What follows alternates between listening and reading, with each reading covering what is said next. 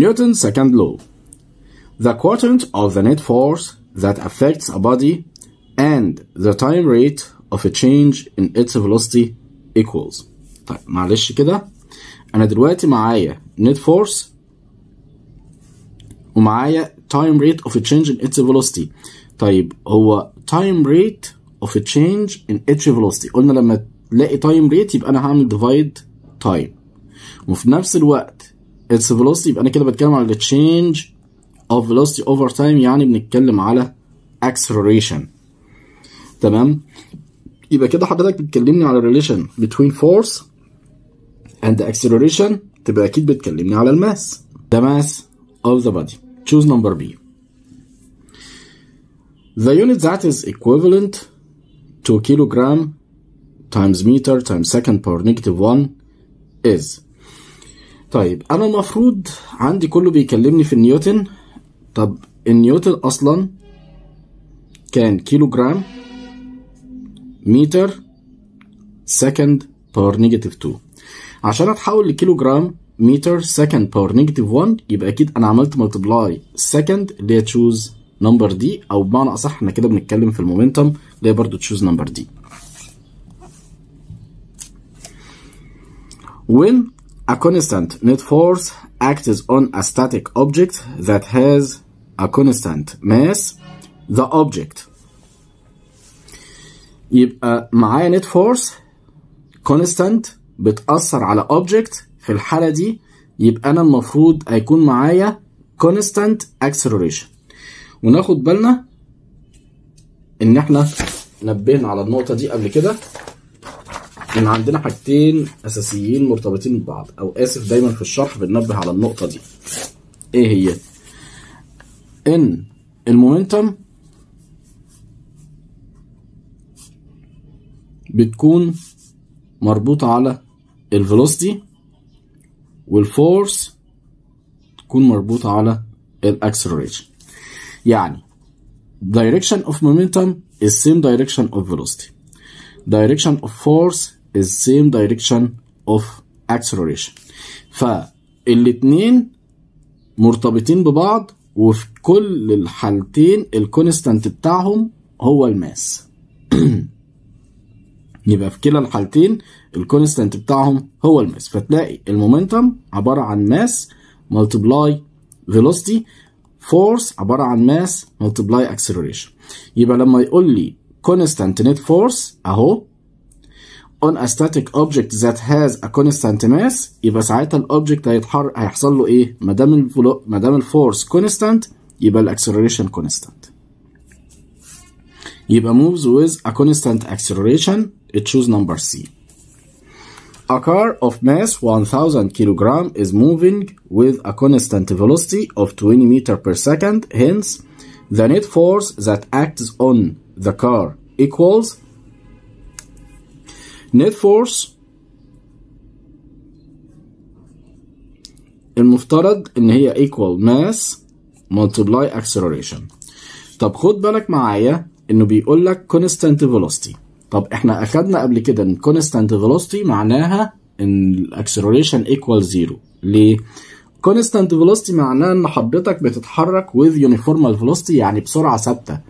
سرعه ثابته، وانا اساسا الاكسلريشن المفروض ان هي rate of change of velocity، يعني بتكلم على التشينج بتاع الفيلوسيتي. طب اذا كانت هي ثابته يبقى change equal 0، يبقى acceleration equal 0. طب لو كانت الاكسلريشن 0 يبقى النت فورس هي كمان equal 0، وده لو نفتكر كان حسب ما قال نيوتن in its first law.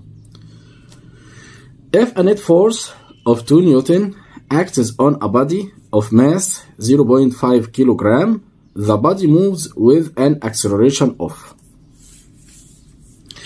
معانا force equal mass multiply acceleration. بالنسبة للناس اللي هي مش عايزة تشتغل ماس او ملهاش دعوة بالماس، يقدر يقول لي والله انا عندي هنا 2 نيوتن equal 0.5 multiply الاكسلريشن، او يحط مكان الاكسلريشن او يحط مكان الاكسلريشن x ويعمل لي شيفت سولف، هتطلع معاه النتيجة. او لو احنا عايزين نحسبها من القانون الطبيعي بتاعها ان ما دام force equal mass by acceleration تبقى acceleration equal force over mass، فهتبقى equal 2 over 0.5 هتديني طبعا 4 meter per second square. In the opposite figure, a space probe has a mass of 225 kilogram. If the acceleration due to gravity on the surface of the moon is 1.62 meter per second square, the weight of the probe when it lands on the moon will equal. يبقى كده معايا مسبار او مركبة فضائية او ايا كان الشيء اللي هينزل على المون، ده مش موضوعي، مديني الماس بتاعته ومديني الاكسلريشن بتاعت المون. طب افتكر كده معايا، المفروض F weight كان equal mass multiply gravity، بس المرة دي الجرافيتي مش هتبقى الجرافيتيشنال فورس اوف ايرث وانما هتبقى الجرافيتيشنال فورس اوف مون، يعني هتبقى الماس بتاعته 225 multiply 1.62 اللي هي المون acceleration.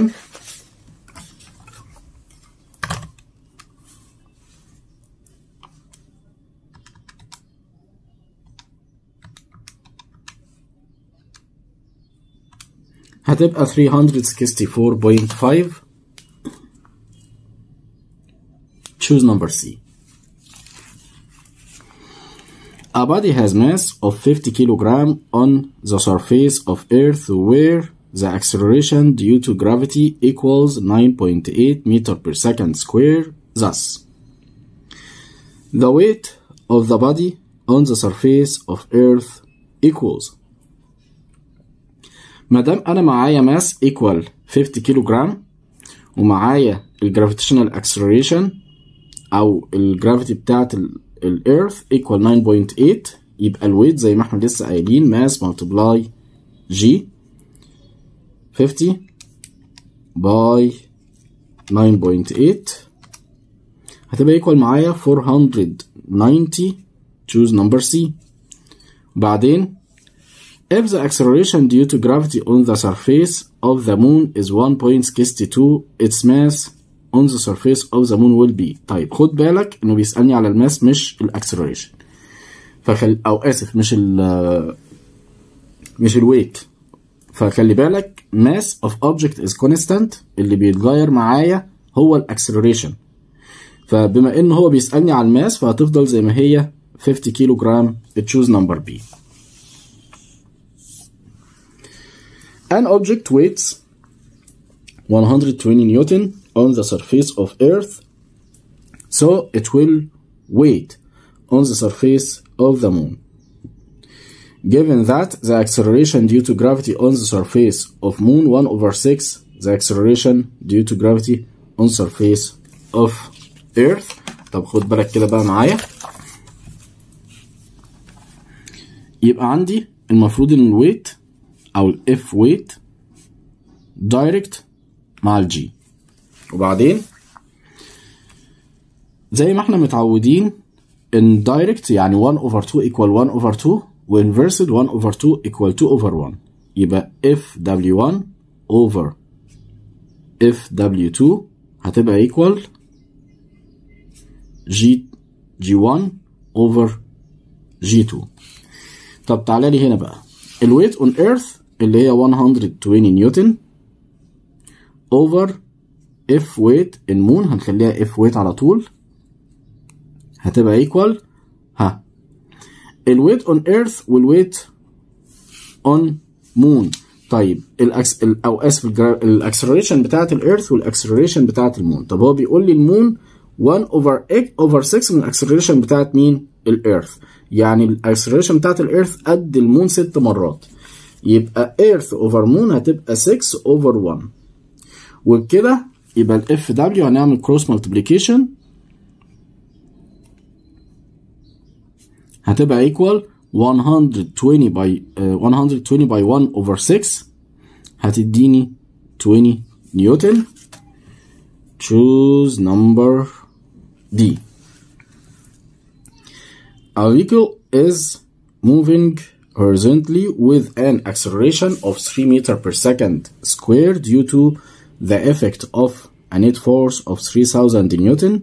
Hence, the mass of the vehicle equals mass. المفترض ان حضرتك دلوقتي عارف ان force equal mass multiply acceleration.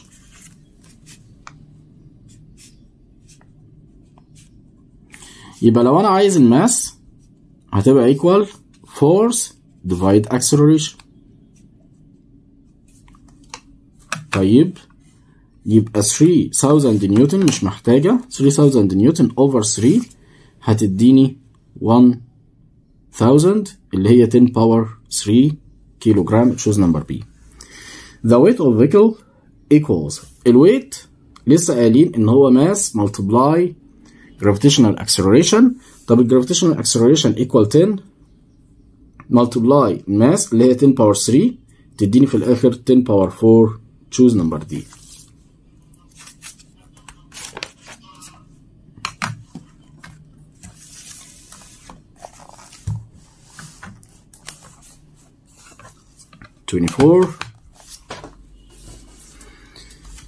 A net force of 500 Newton affects a static body through an interval of time t. Hence, the body's momentum becomes 250 kilogram meter by second. Then t equals. يبقى معايا 500 نيوتن والأوبجكت كان static. طيب استفدت أنا إيه من كلمة إن الأوبجكت static؟ معنى كده حضرتك ان الانيشيال مومنتم بتاعتي كانت زيرو، لان الانيشيال فيلوسيتي كانت ايكوال زيرو. مظبوط؟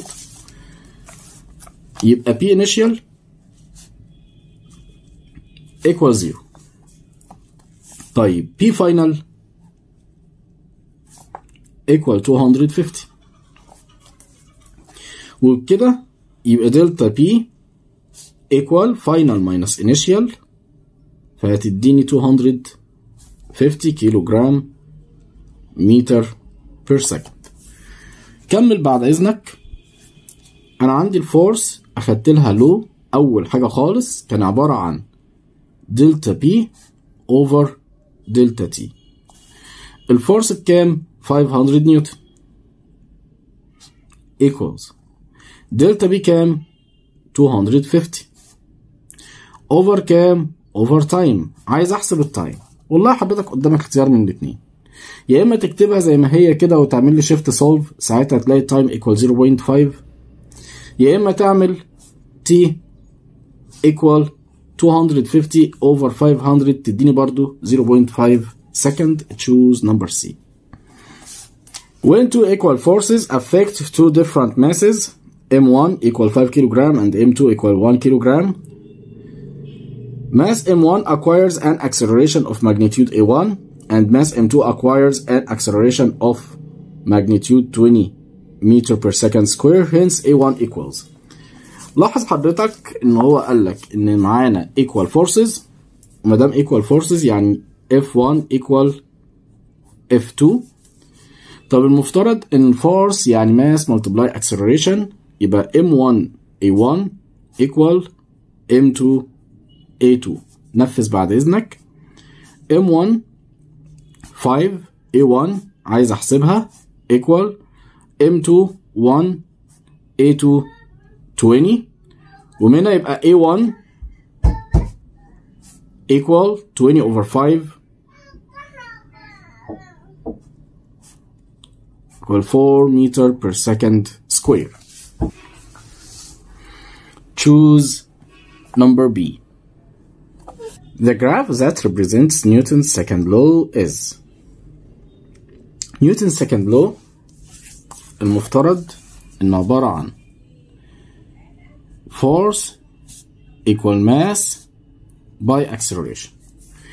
طب في الحالة دي يبقى أنا عندي الفورس دايركت مع الماس، تمام، لأن هما الاتنين قصاد بعض، وبرضو الفورس دايركت مع الاكسلريشن لأن هما الاتنين قصاد بعض. طب خد بالك بقى من الحتة اللي جاية، وعندي الماس inversed مع الاكسلريشن. طيب انا مش هكلمك في نقطه ان شيء طبيعي ما دام الماس بتكبر يبقى الاكسلريشن بتقل والكلام ده كله، لا انا هكلمك فيزيكس وماس عشان برضو تبقى فاهم النقطه دي. دلوقتي لما قلنا الفورس هي والماس في نفس الناحيه او في نفس المستوى، يعني الاتنين فوق على اساس ان ده اوفر 1 وده اوفر 1، فالماس الفورس والماس الاتنين نفس المستوى مع بعض فبقت دايركت، والفورس والاكسلريشن الاتنين نفس المستوى مع بعض بقت دايركت، لان كان في ما بينهم ايكوال، يعني بمعنى صح الاتنين ما كانوش على نفس السايد من الايه، من الايكوال او على التو سايدز. انما هنا الماس والاكسلريشن in the same side، الاتنين في نفس الحته. طيب ما دام بقوا في نفس الحته ساعتها بتعكس بقى، يعني ايه؟ لو الاتنين فوق مع بعض تبقى inversed، لو واحد فوق والتاني تحت تبقى دايركت. يبقى احنا كده عكسنا الموضوع. يبقى لما يكون عندي الاتنين ما بينهم ايكوال خلاص اللي مع بعض دايركت واللي مش مع بعض انفيرسد. اما لما يكونوا في نفس الناحيه سوا ما هماش ما فيش ايكوال ما بينهم، يبقى ساعتها بنقول يبقى لو كانوا سوا تبقى دايركت تبقى انفيرسد، لو كانوا عكس بعض تبقى دايركت. المهم يبقى دي كده الثلاث ريليشنز بتاعتي اشوفهم كده. انا عندي هنا اكسلريشن وفورس دايركت، تبقى الريليشن دي تنفع. طيب 1 over a square مع فورس دي ما شفناش وشها، ملهاش اي علاقه خالص، احنا عايزين فورس واكسلريشن ماشي. طيب روت a مع الفورس لا برضو تبقى دي ما تنفعش ودي ما تنفعش. طيب a وماس اكسلريشن وماس المفروض ان هي inversed، تبقى دي غلط، يبقى التشوز الوحيده اللي تنفع نمبر a. 27 A car of mass 900 kilogram with moving eastward with a velocity of 20 meters per second on a straight road. The driver used the brakes so that the car slowed down with a constant acceleration of magnitude 5 meters per second square. Hence, the magnitude of the fractional forces that affect the car equals. يبقى مبدئيا كده انا معايا الماس المفترض ان هي 900 كيلو جرام، والمفروض ان هي بتتحرك with velocity اللي هي ال v 20 meter per second on a straight road. Driver used brakes، يبقى انا كده ضغطت فرامل عشان اوقف العربية so that the car slowed down with a constant acceleration of magnitude 5 meter per second square. يبقى الاكسلريشن بتاعتي هتبقى equal negative 5 meter per second square. ليه؟ لأن هي slowed down بتقف. Hence the magnitude of fractional force that affects the car equals. اقول لحضرتك ثانيه واحده كده بعد اذنك. العربيه كانت ماشيه، فالمفروض ان انا لما دوست فرامل بوقفها بايه؟ بفراكشنال فورس، لان ببساطه الفراكشنال فورس بتكون opposite direction للموشن، او بمعنى اصح اي الفراكشنال فورس من ضمن الحاجات اللي بتقلل من السرعه بتاعه الاوبجكت. فيبقى بناء عليه magnitude هتكون equal mass multiply acceleration 900 multiply 5 تديني 4500 نيوتن، وطبعا بالنيجاتيف عشان opposite direction، بس هو قال انا عايز magnitude عايز الماجنتيود، يعني مش يهمه الدايركشن، فالنيجاتيف مش مهم، فهتبقى 4500 نيوتن. Of students pull a box in two opposite directions in the opposite figure, so the box has moved. If the frictional force between the box and the ground surface is F over 4, the box will move. مبدئيا أنا عندي هنا force وهنا 3 over 2 force، يعني 1.5، يبقى أكيد 1.5 هتبقى أكبر من الفورس، يبقى أنا هروح فين؟ to right side. يبقى كده الأوبجكت هيتحرك right side مش left side، يعني A غلط وB غلط عشان هنا left وهنا left. ماشي. بعد كده طب أنا دلوقتي هيتأثر بفورس، الفورس دي أكبر من الفراكشن فورس ولا أقل من الفراكشن فورس؟ أقول له ثانية واحدة كده بعد إذنك. المفروض إن أنا عندي 3 over 2 minus 1 على أساس إن هي تبقى 3 over 2. النت فورس بتاعتي هتبقى 3 over 2 force minus force، فهتطلع 0.5 force.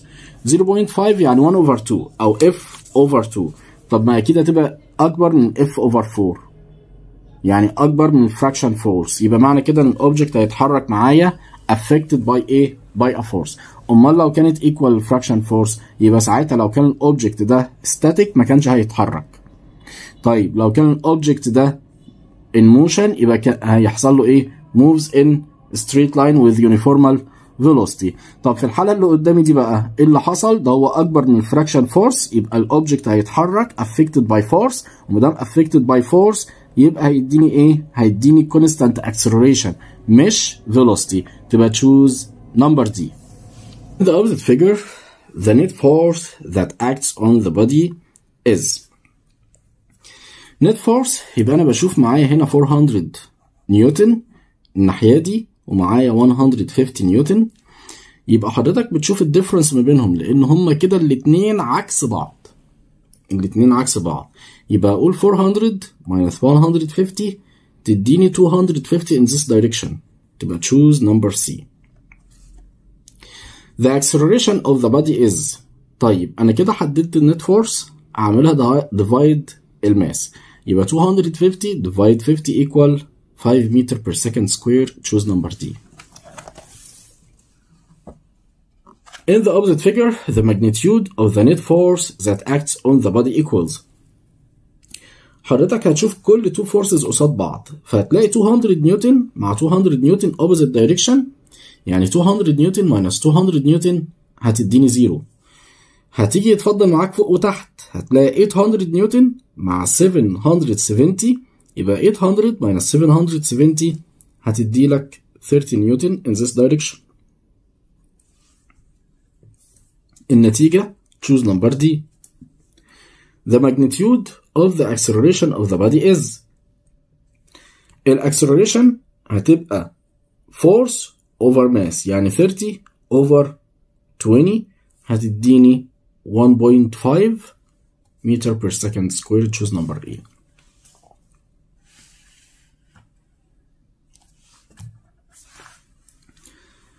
A vehicle of mass 1,500 kilogram has started its motion from rest on a horizontal road under the acting of both of its engine force, whose magnitude is 9,520 Newton, and the fractional force, whose magnitude is 8,820 Newton. So, the net force that moves the vehicle equals.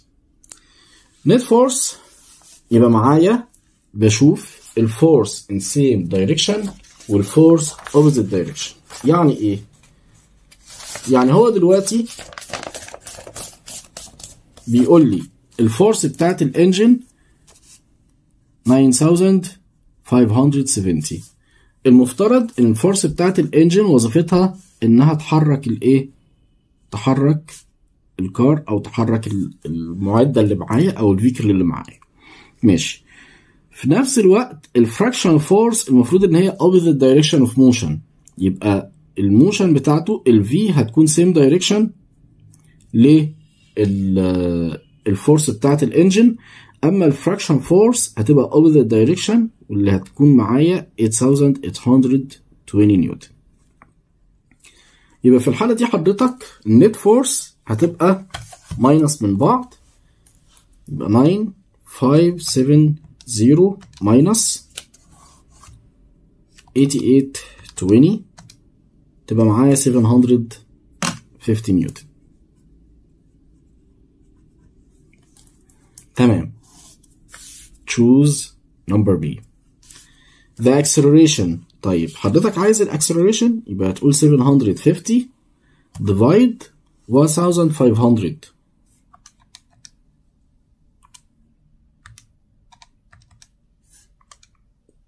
تبقى equal half 0.5 meter per second square. A net force of magnitude 100 Newton affects a body of mass 10 kilogram so that its velocity gets changed from 10 meter per second to 20 meter per second when it has covered a distance d, so the magnitude of this displacement equals. في البداية أنا معايا الفورس equal 100 نيوتن والماس 10 كيلو جرام، يبقى acceleration هتكون equal force over mass يعني 10 meter per second square. الحاجة التانية معايا ال V initial equal 10 وال V final equal 20 وعايزني أديله الديسبليسمنت، يبقى هنستخدم هنا equation number 3 في ال equation of motions، فهتبقى V final square minus V initial square equal 2AD، يعني الديسبليسمنت هتبقى V final square minus V initial square over 2A. طب نفذ كده يبقى 20 square اللي هي V final minus 10 square اللي هي V initial over 2 multiply 10 اللي هي الاكسلريشن هتديني 15 متر. Choose number C. The ratio between the acceleration with which a body of mass 2 kilogram is moving to that with which a body of mass 4 kilogram is moving when both of them move under the action of equal net forces is. يبقى أنا دلوقتي المفروض الفورسز قد بعضها، يبقى M1 V1 أو آسف M1 A1 equal M2 A2. طيب هنا body of mass 2 كيلوغرام يبقى 2 A1 equal with which the body of 4 كيلوغرام A2.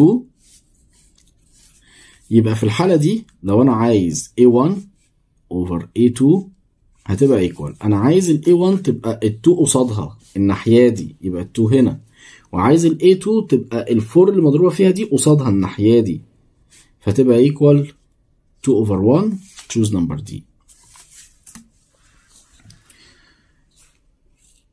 Two equal net forces act on two different masses.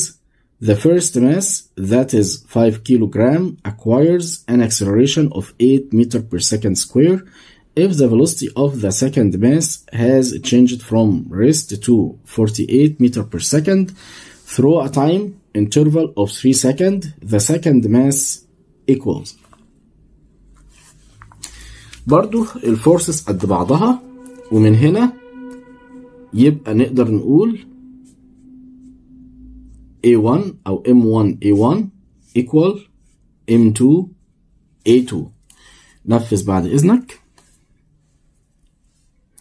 يبقى أول حاجة 5 كيلوغرام by 8 هتكون equal، تيجي للأوبجكت التاني if the velocity of the second mass has changed from rest to 48 meter per second in interval 3 seconds. يبقى أحسب له الأكسلريشن اللي هي عبارة عن V final 48 minus V initial اللي هي 0. تمام، يبقى 48 over 3 second المفروض تطلع 16 تبقى M2 by 16. عايزين M2 يبقى M2 هتكون equal 5 by 8 over 16 1 2 تبقى 2.5 كيلوغرام. choose number B. If a body of mass M has started to move from rest with a constant acceleration until its momentum becomes P through a time interval T, so after an interval of time 2T from the beginning of the motion, the momentum of the body becomes. طيب معايا mass M started to move from rest with a constant acceleration. constant acceleration يبقى أنا معايا constant force. تمام كده، الفورس دي وصلتهولي للمومنتم بتاعته P في تايم قد ايه؟ T. طيب لما التايم اللي يعدي يكون 2T، هقول له ثانية واحدة كده. المفروض ان force equal دلتا P over دلتا T. معنى كده ان الريليشن ما دام الفورس عندي كونستانت، يبقى الريليشن ما بين البي والتايم دايركت. طيب يبقى اذا كان تايم تي، يبقى اذا كان تايم تي وصلني لبي، يبقى 2t هيوصلني ل 2p. يبقى from the beginning of the motion the momentum of the body becomes 2b. choose number B. يبقى عشان الريليشن ما بين المومنتم والتايم دايركت، يبقى عملنا هنا multiply 2 نعمل هنا multiply 2.